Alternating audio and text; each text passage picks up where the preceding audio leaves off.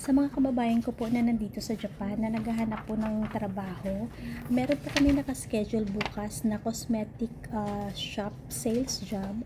Located po ito sa Shinjuku Ward in Tokyo. So, 5 po ang kailangan namin dito. So, again, 5 po ang kailangan.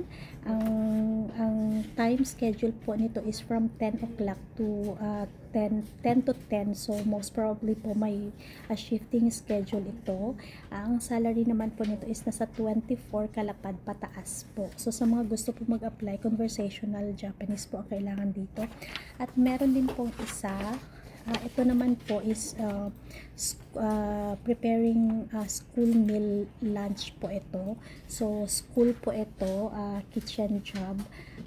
Isa lang po ang kailangan namin dito.